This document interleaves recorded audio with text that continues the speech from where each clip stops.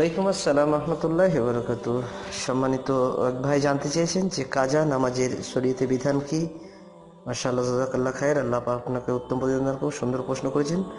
কাজা সালাত সম্পর্কে আমাদের দেশে যে ফতোয়া দেওয়া হয় যে উমরি কাজা অথবা কাজা সালাত, জোহরের কাজাটা পরের দিন জোহরে, মগরিবের কাজাটা পরের দিন মগরিবে, এইভাবে তুলতে হবে। বিভিন্ন মানুষ কথা বলে, তো আমরা দেখে নেবো ইনশাআল্লাহ সহিহ হাদিস কি বলছে এ সম্পর্কে। সহিহ হাদিস যদি দেখেন, সহিহ বুখারী আপনি পাবেন হাদিসটা 597 এবং প্রথম খণ্ড 84 পৃষ্ঠা। এছাড়া ইবাফা হাদিস 569, 571, দ্বিতীয় খণ্ড 35-36। সালাতের ওয়াক্ত সমূহ অধ্যায় পাবেন। যে ব্যক্তি সালাত ভুল করে অনুচ্ছেদ 37 অনুচ্ছেদ।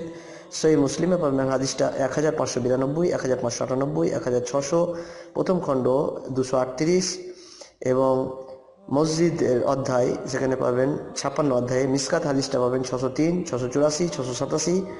দেরিতে আজান এই অনুচ্ছেদে পাবেন বঙ্গানুবাদ মিসকাত বাংলায় যেটা করা হয়েছে 634, দ্বিতীয় খণ্ড 210 পৃষ্ঠা।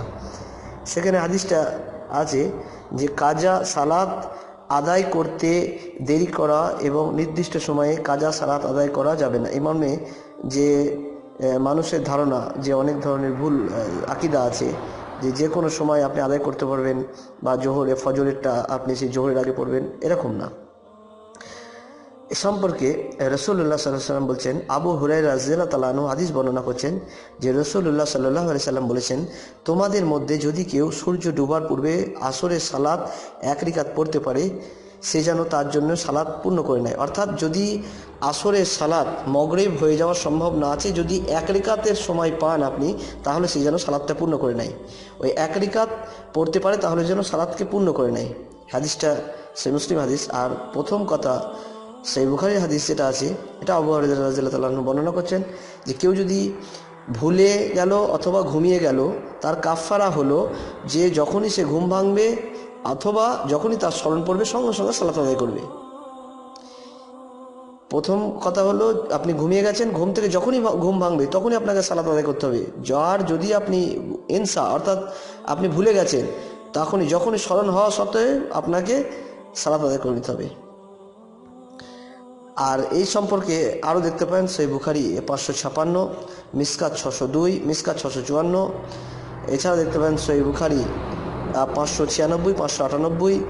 সালাতের অধ্যায় পাবেন সহিহ মুসলিম সালাতের অধ্যায়, বুক অফ আজান, বুক অফ সালাহ ইংলিশে আছে, সেটাও দেখতে পারেন।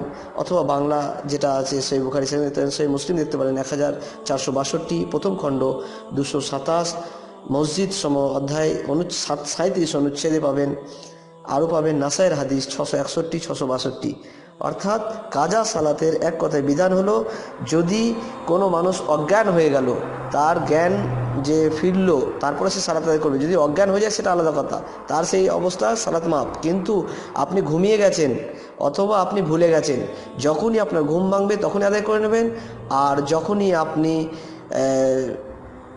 ঘুম ভাঙবে তখন, আর যখন আপনি ভুলে গেছেন, যখনই আপনার মনে পড়বে যে আপনি রাস্তায় যেতে যেতে খেয়াল ছিল না আপনার আসরের সালাত কাজা হয়ে গেছে, আপনার যখনই স্মরণ হলো তখনই আপনি রাস্তা দিয়ে আপনি দাঁড়িয়ে যে অবস্থায় আছেন সেই অবস্থায় তখনই আপনি সালাত আদায় করবেন। এটাই হচ্ছে কাজা নামাজের বিধিবিধান।